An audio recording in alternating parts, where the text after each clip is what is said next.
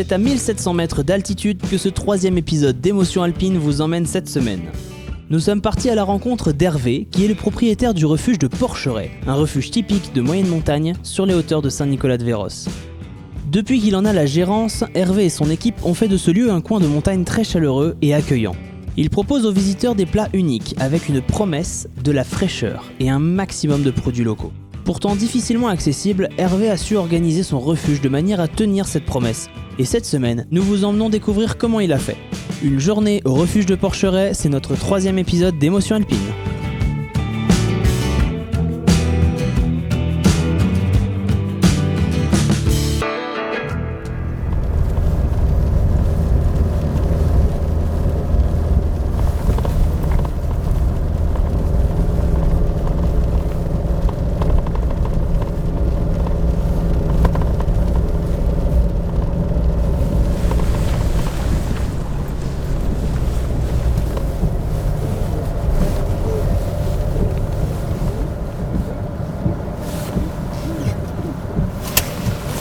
Et voilà.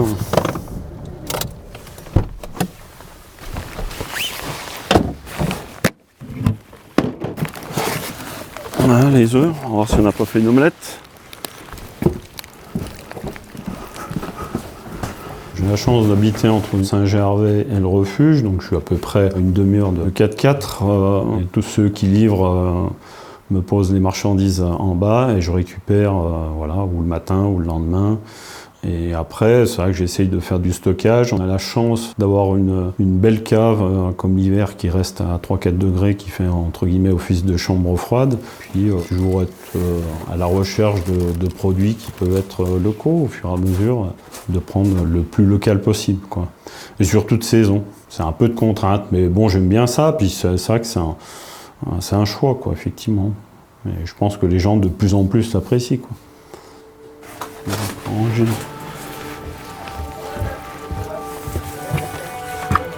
Bonjour.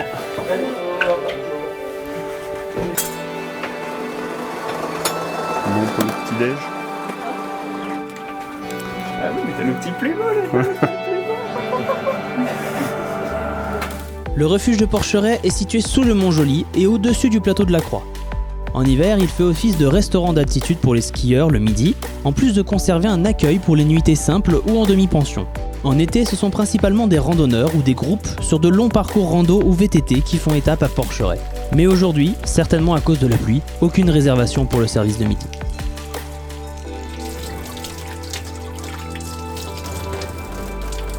Dans l'équipe d'Hervé, il y a Hélène et Loïc. Loïc est le chef du restaurant et Hélène dresse les salades et sert en salle.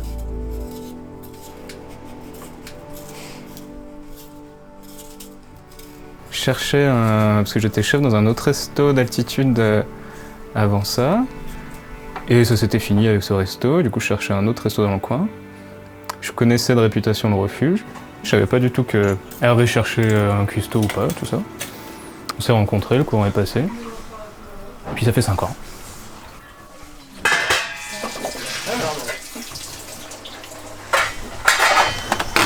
En gros, moi je sais ce que je vais faire à midi. Je propose pour tant de personnes. Comme ça, il n'y a pas de perte, il n'y a pas de gâchis. Et le lendemain, tu changes. C'est reparti. Tu tournes. J'ai assez la main mise sur ce que je propose aux clients. Que ce soit dans le choix des produits, puis dans la façon dont je vais les cuisiner, dans les recettes. Et ça, c'est cool aussi.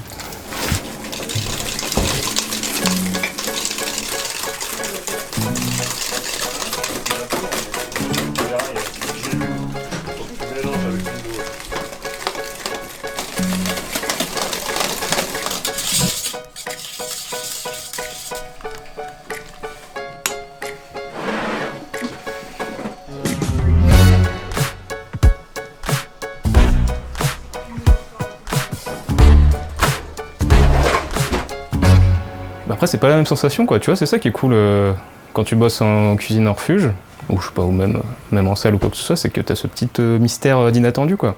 Je pense que si Mike Horn était cuisinier, il travaillerait à Porcheret. Il a sa carte de fidélité à Porcheret. C'est ça, c'est l'aventure au refuge, tu te cognes un peu partout tout le temps. Hein. Pour Hélène, en revanche, la journée commence par le nettoyage de la salle ainsi que des dortoirs.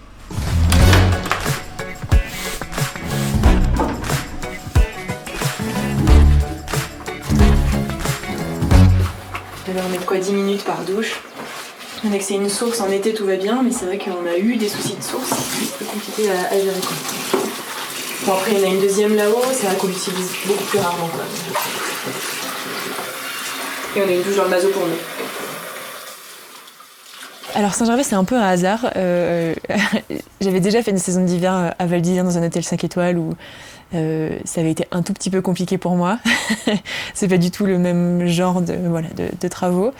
Et en fait j'ai postulé dans plusieurs endroits et Hervé c'est le seul qui m'a répondu. Donc du coup je suis arrivée ici comme ça quoi. À la base, je suis pas du tout issue de la restauration, je travaillais dans les salles de cinéma. Et puis j'ai juste voulu venir faire une saison pour partir en voyage et puis finalement je suis jamais partie. Enfin si je suis partie, mais je suis revenue. Quand on part le matin, on sait pas sur quoi on va tomber sur la route, tu vois. Donc quand il a neigé 1,50 m de neige la nuit, là c'est vraiment l'aventure parce qu'il faut péler devant le scooter parce que lui il va pas arriver à passer sur la neige vraiment poudreuse. Quand c'est gelé aussi, il passe pas. C'est une aventure, ouais. Le matin, tu sais pas trop à quoi tu vas t'attendre. Des fois, il y a eu beaucoup de vent, donc la neige a complètement recouvert la cave. Donc il faut péler pendant 2 heures pour aller récupérer ton petit-déj, rien que déjà. Mais on vient travailler ski au pied, ou des fois on vient en vélo. Et ça, c'est pas donné à tout le monde, quoi. Si ça fonctionne bien, c'est vrai que c'est vraiment parce qu'on est en équipe, quoi. Voilà, parce que tout seul, à un moment donné, on peut pas tout faire. Au fur et à mesure, je suis arrivé à avoir une bonne équipe. Et ça, c'est vrai que c'est cool. Un bon gérant de refuge, oui, je pense en premier lieu, oui, c'est quelqu'un de polyvalent, qui n'a pas peur d'avoir des difficultés, de rencontrer des difficultés, voilà. Ouais, la polyvalence, puis aimer ce qu'on fait, se retrouver dans un lieu qui nous plaît déjà à la base, quoi, parce que sinon, je pense que c'est comme tout travail, quoi. Parce que chaque saison est difficile, autant ça peut bien fonctionner. Si je suis toujours là, c'est que ça me plaît quand même toujours. Mais c'est vrai que ça peut être aussi compliqué, les saisons sans neige, les périodes de mauvais temps comme on a en ce moment, donc c'est toujours un peu plus compliqué à gérer. Ça fait 3 jours qu'il n'y a pas de soleil et je pense qu'on va être un peu bas. Donc voilà. Donc vérification. Hop. Voilà. Donc là, on n'a plus que 60% d'autonomie sur les batteries, mais les batteries, il ne faut pas descendre en dessous de 50, elles n'aiment pas trop. Là, on voit ce que ça charge, même sans le soleil. Avec les nouveaux panneaux, ça fonctionne mieux qu'avant. La lumière suffit à charger un peu, donc ça veut dire que là, on consomme plus que ce qu'on produit. Donc on va être obligé de faire tourner un moment le groupe électrogène qui se trouve juste à côté. À Porcheret, on déconnecte. Car le refuge est comme figé hors du temps. On se sent loin de tout, et pourtant tout est proche de nous.